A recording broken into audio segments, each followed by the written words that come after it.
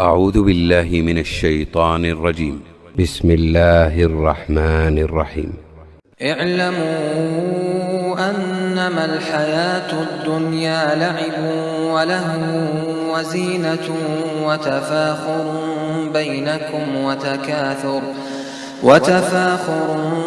بينكم وتكاثر في الأموال والأولاد كمثل غيث أعجب الكفار نباته ثم يهيج فتراه مصفرا ثم يكون حطاما وفي الآخرة عذاب شديد ومغفرة من الله ورضوان وما الحياة الدنيا إلا متاع الغرور.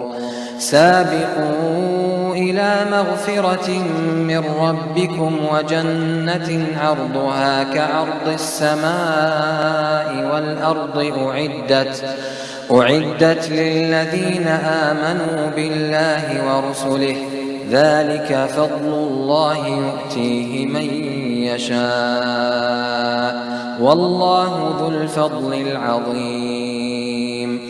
ما أصاب من مصيبة في الأرض ولا في أنفسكم إلا في كتاب من قبل أن نبرأها إن ذلك على الله يسير. لكي لا تأسوا على ما فاتكم ولا تفرحوا بما آتاكم والله لا يحب كل مختال فخور.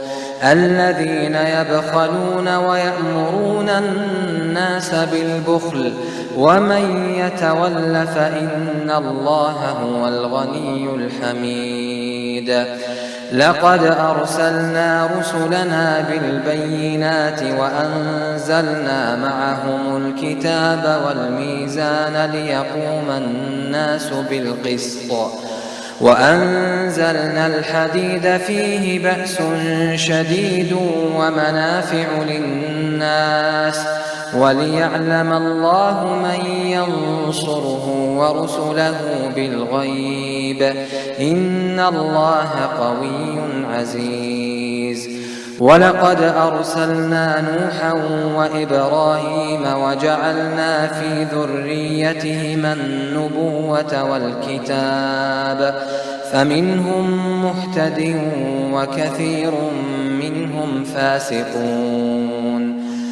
ثم قفينا على آثارهم برسلنا وقفينا بعيسى ابن مريم وآتيناه الإنجيل وجعلنا في قلوب الذين اتبعوه رأفة ورحمة ورهبانية ابتدعوها ما كتبناها عليهم إلا ابتغاء رضوان الله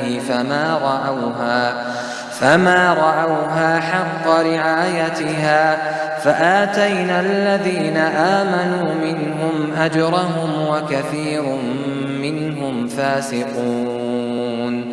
يا أيها الذين آمنوا اتقوا الله وآمنوا برسوله يؤتكم كفلين من رحمته ويجعل لكم نورا تمشون به ويغفر لكم والله غفور رحيم.